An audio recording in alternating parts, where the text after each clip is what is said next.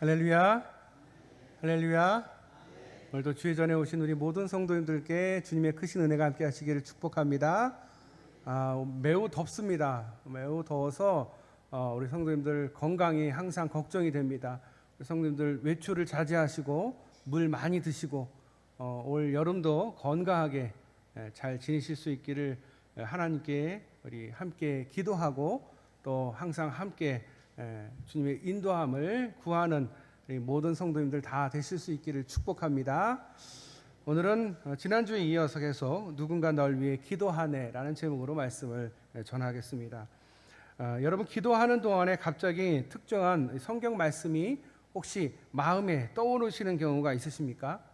성경에 나오는 어떤 인물의 삶이 내 마음에 부딪혀 오고 그 사람의 그 삶이 이해가 되고 왜 그 사람이 그랬을까라고 생각할 때 충분히 내 마음과 같다, 내가 이 사람의 어떤 그런 마음과 같다라는 그런 생각이 드실 때가 있으십니까? 이 말씀이 나에게 주시는 말씀이구나 라고 무릎을 탁 치면서 하나님 앞에 또 성령님께서 우리에게 기도할 수 있는 내용을 항상 성령님은 우리에게 가르쳐 주십니다. 오래전에 한 집사님이 저에게 오셔서 정중하게 부탁을 하셨습니다. 저를 위해 기도해 달라라는 말씀이셨어요. 성도님을 위해, 집사님을 위해서. 그래서 무슨 기도를 해드릴까요? 라고 여쭤봤더니 자기가 기도를 하려고 하는데 기도가 잘 안 된다는 거예요.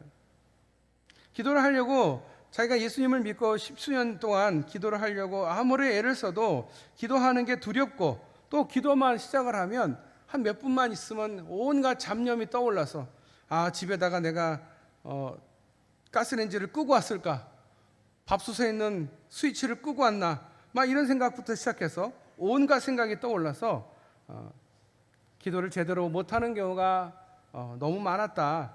그래서 기도할 수 있게 도와달라, 그렇게 말씀을 하시더라고요.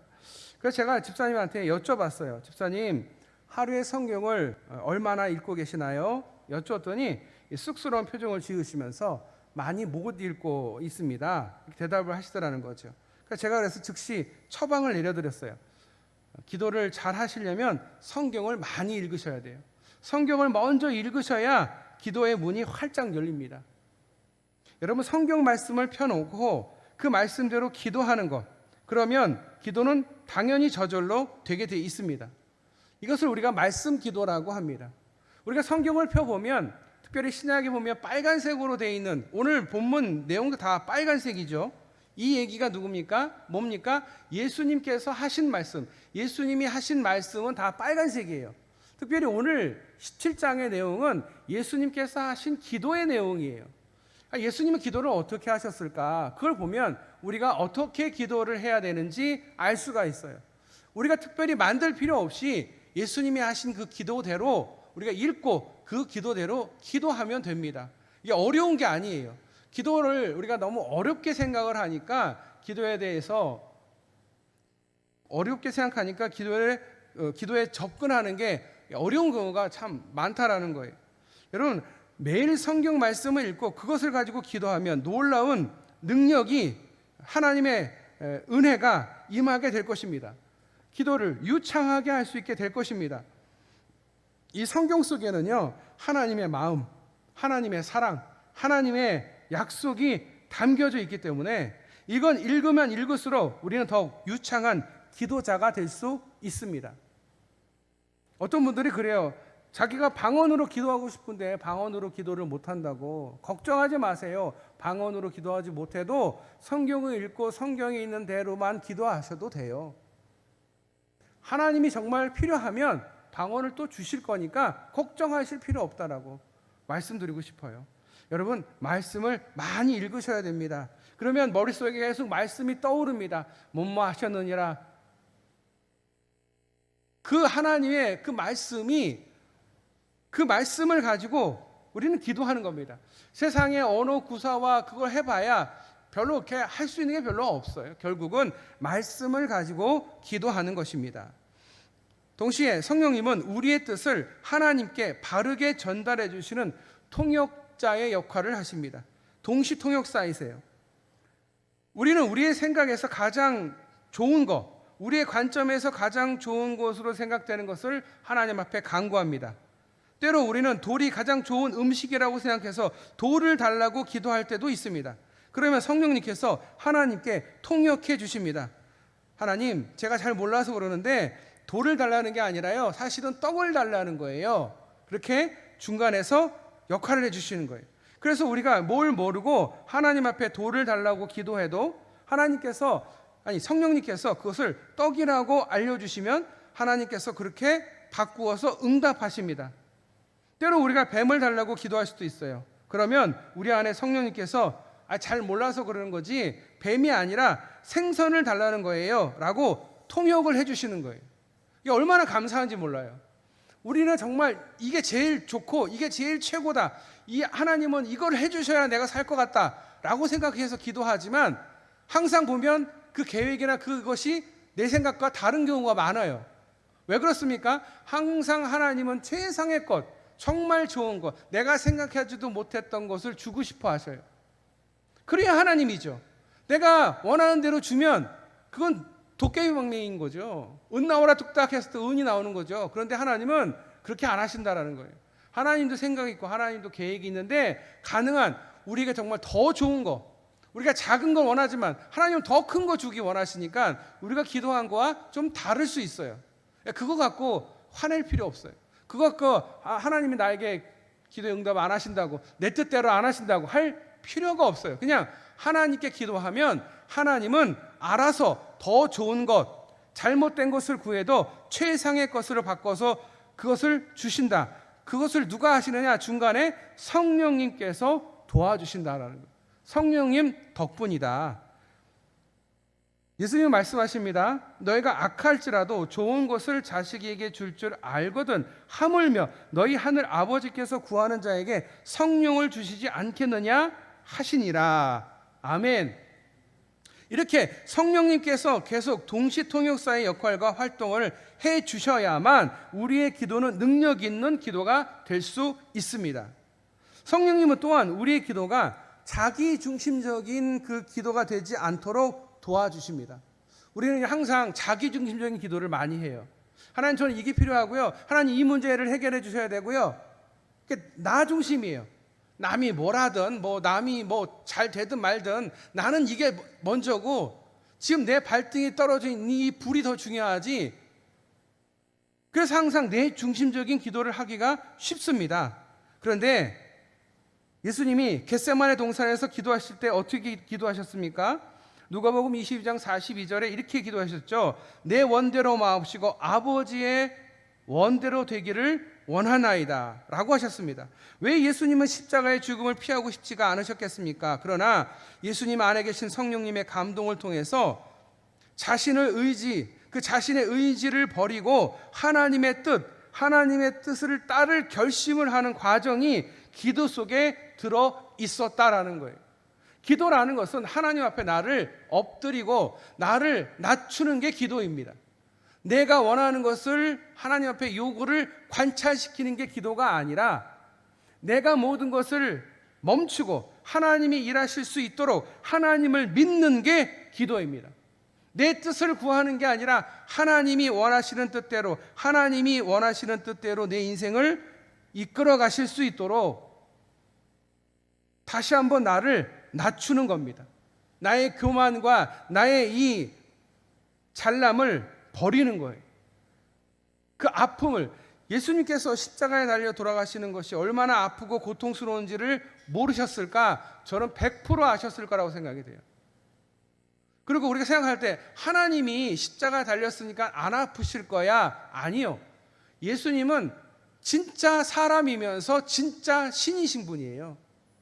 그 신성과 인성을 다 가진 분이셔요. 그래서 우리가 갖고 있는 이 생로병사와 이 아픔을 똑같이 경험하시는 분이에요. 그러려고 이 땅에 오셨지 하늘에서 전지전능하신 하나님 우편에서 있을 그런 분이 아니라는 거예요. 이 땅에 오셔서 고통을 당하시기 위해서, 우리를 위해서 오신 분이에요. 그러니 그분이 그 고통을 모르셨을까? 아니요, 아셨을 거예요. 하지만 내 뜻이 중요한 게 아니라 하나님의 뜻이 중요했다라는 거예요. 하나님도 하나님이고 나도 하나님이지만 내 하나님께서 원하시는 계획대로 내가 따라가겠다라는 그것을 우리에게 보여주는 거예요.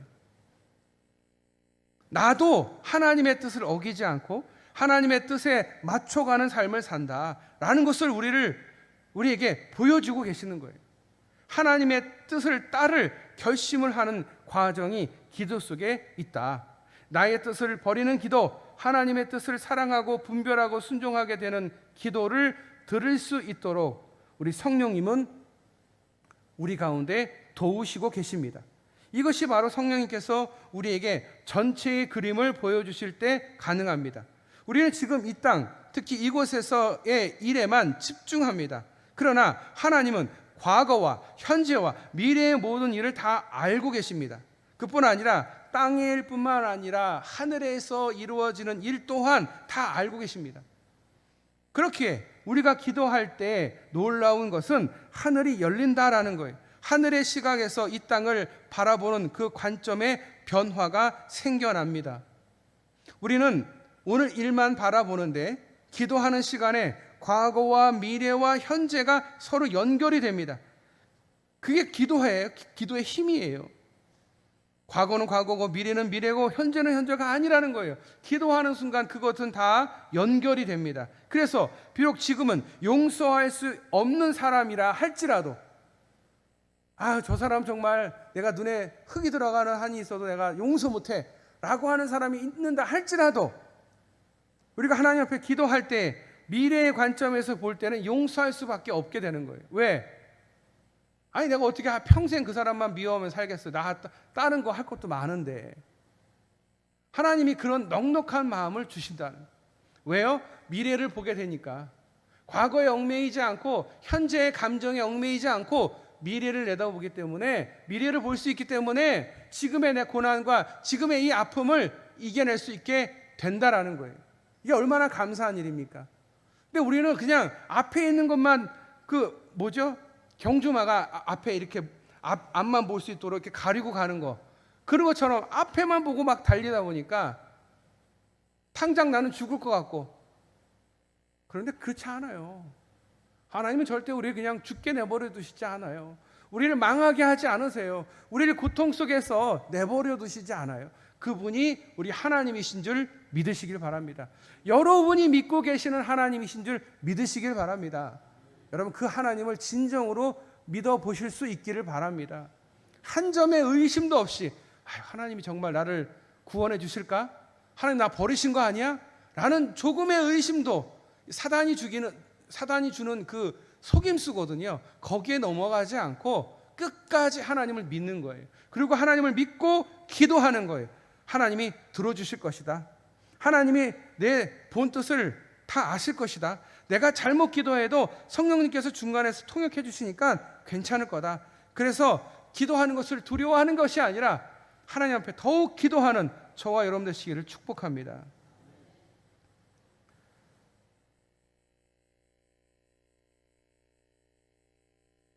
나를 끝까지 지켜주시고 나의 인생을 보호하여 주실 내 인생의 길을 인도하실 그 하나님을 믿고 그 믿음으로 살아가실 수 있는 성령님은 그런 우리의 기도를 들어주실 줄 믿습니다. 마지막 세 번째로 중보의 영이신 성령님은 우리가 중보 기도하도록 인도하십니다. 뭘 하도록 인도하신다고요? 중보 기도하도록. 보혜사 성령님께서 보혜사 예수님께서 우리에게 하시는 기도가 중보 기도인데 그 중보 기도를 우리도 하기를 원하신다는 거예요. 본인만 하는 게 아니라 너희들도 중보 기도 하라는 거예요. 성령님은 우리가 중보 기도가 자가 되기를 원하십니다. 그래서 성령 안에서 온 세상 사람들을 하나님께 이끌어가는 중보 기도를 하게 하십니다. 어떤 사람이 오랜 동안 만나지 못한 친구의 얼굴이 갑자기 떠올라서 이게 무슨 이유가 있을 거다 생각을 하고 집중적으로 기도를 했다고 합니다.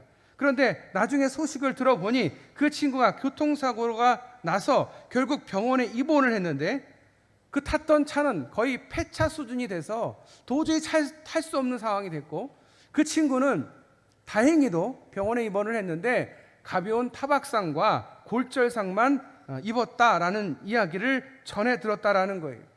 그래서 친구가 사고 난 시간이 언제인지 확인해 보니 바로 자기가 급하게 기도했던 그 순간이었다라는 겁니다. 여러분, 이게 우연일까요?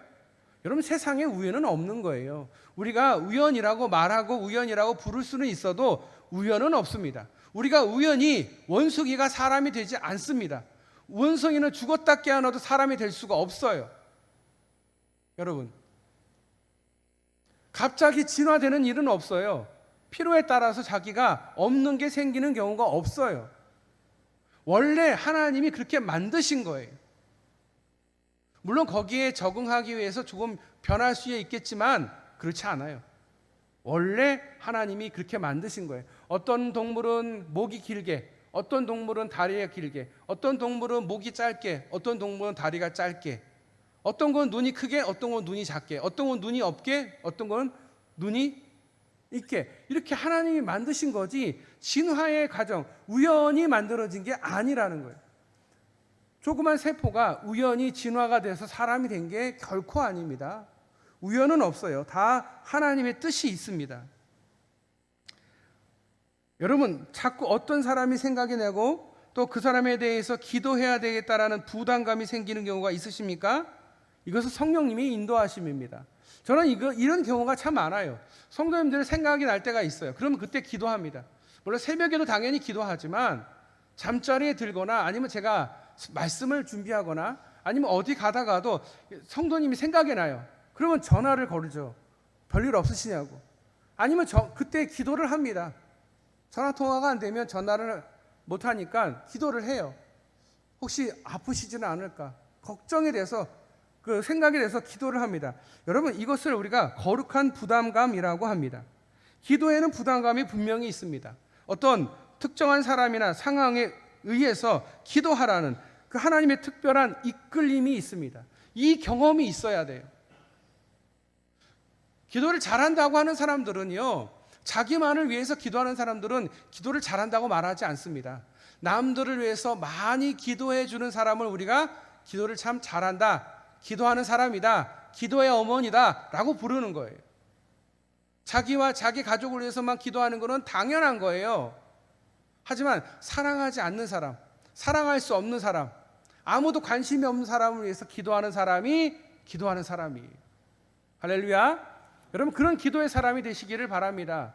그러면 하나님이 여러분에게 하나도 남김없이 다 갚아주실 줄 믿으시길 바랍니다.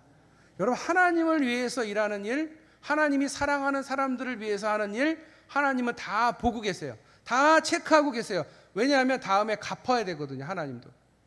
하나님은 절대 거저가 없고 그냥 넘어가시지 않아요.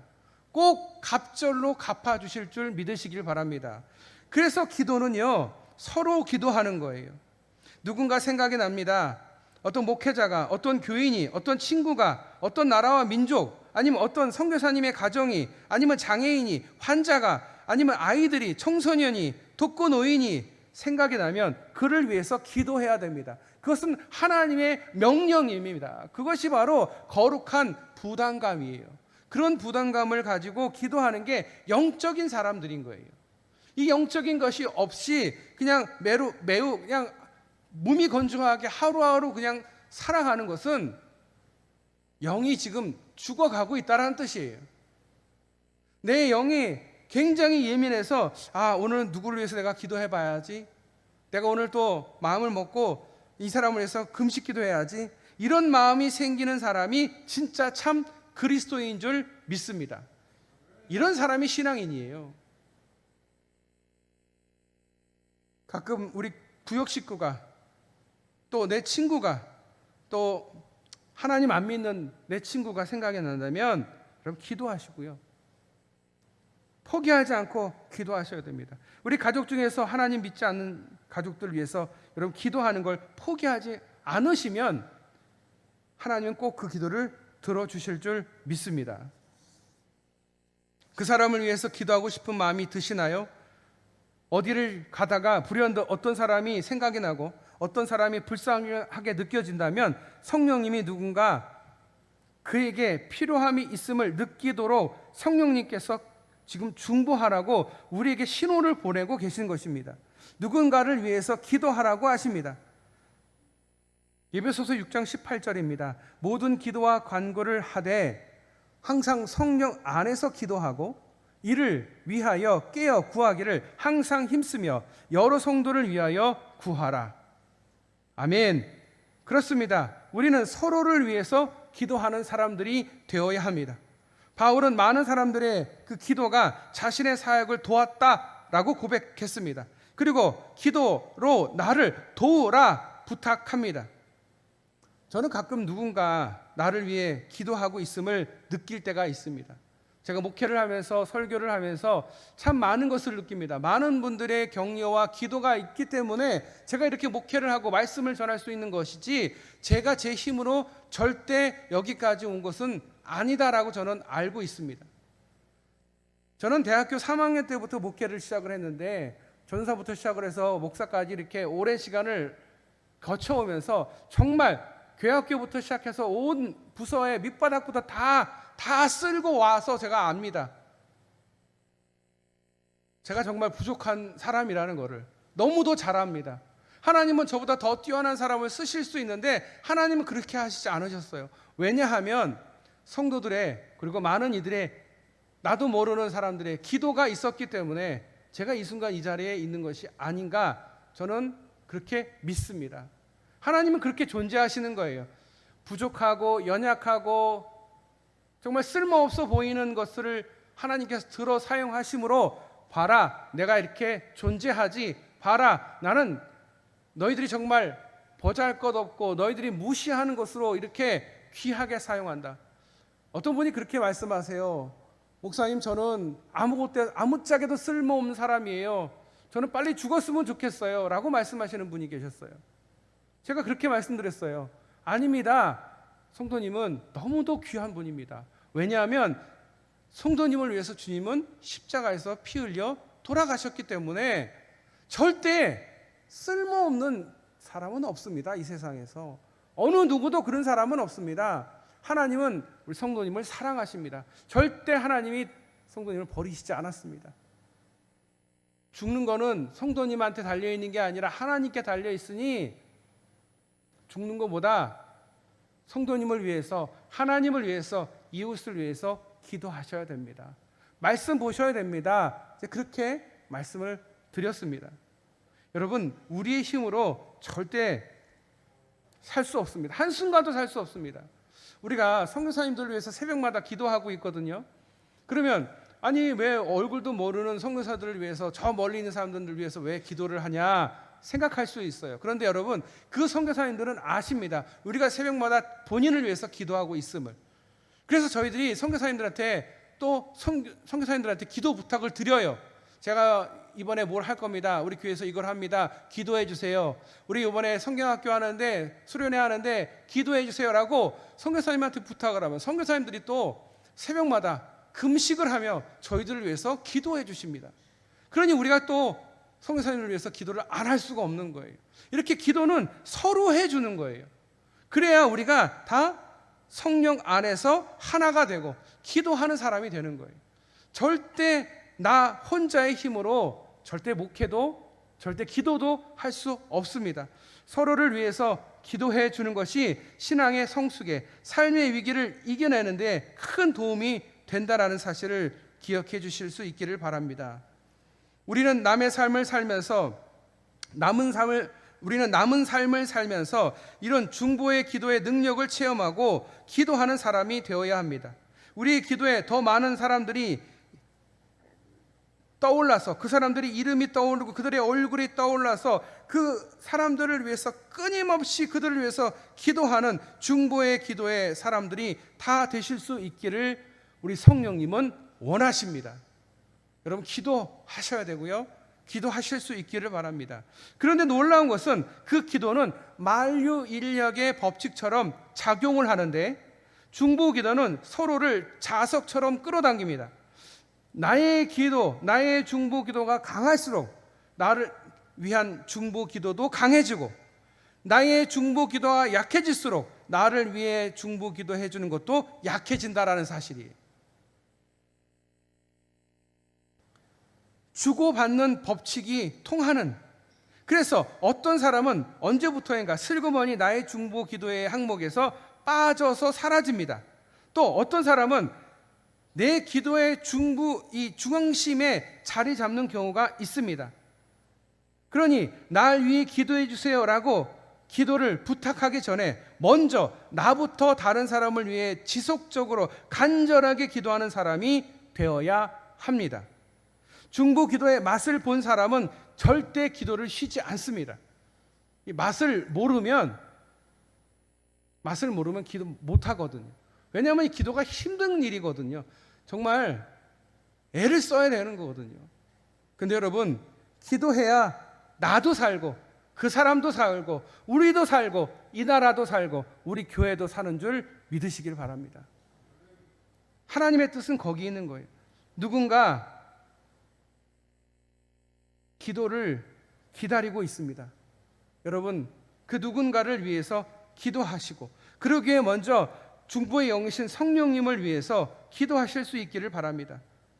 주여, 기도할 수 있게 도와주세요. 성령님, 제가 기도할 수 있도록 도와주세요.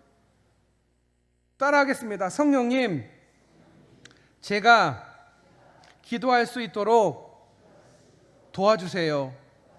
성령님, 기도할 수 있도록 도와주세요. 여러분, 기도하실 수 있기를 바랍니다. 우리가 기도해야 사람이고 우리는 영적인 사람이기 때문에 기도해야 됩니다. 삶이 너무 바쁘다고, 내 일이 너무 바쁘다고, 나 먹고 사는 게 바쁘다고, 내 발등에 떨어져 있는 불 끄는 게 내가 너무 바쁘다고 기도를 쉬는 죄를 범하지 말고, 또 반대로 나 기도 많이 해 이렇게 교만한 마음 들지 말고 항상 성령님께 기도를 할 수 있도록 구하고 도움을 구하고 많은 이들을 생각하면서 기도하는 저와 여러분 되시기를 주님의 이름으로 축원합니다. 중보의 영이신 성령님께서 우리를 도우실 줄 믿습니다. 우리 함께 기도하겠습니다. 하나님, 감사합니다. 우리 능력으로 기도할 수 없습니다. 성령님께서 도우셔서 기도할 수 있습니다.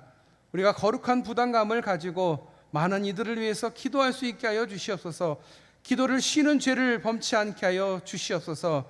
우리 마음 가운데에 성령님이 오셔서 기도할 수 있도록 우리가 먼저 성령님을 위해서 기도하고 성령님은 또 나를 위해서 기도하실 수 있도록, 그리고 나의 기도를 도와주실 수 있도록, 또한 내가 먼저 다른 사람들을 위해서 중보 기도 드리며 다른 사람들을 통해서 또 죽어져가는 많은 영혼들을 구원할 수 있도록 기도하는 우리 모든 성도님들 다 되실 수 있도록 주님 도와주시옵소서. 주님 함께하여 주시옵소서. 오늘도 주님의 은혜를 간절히 구하며 우리를 구원하신 예수님의 이름으로 기도드려옵나이다. 아멘.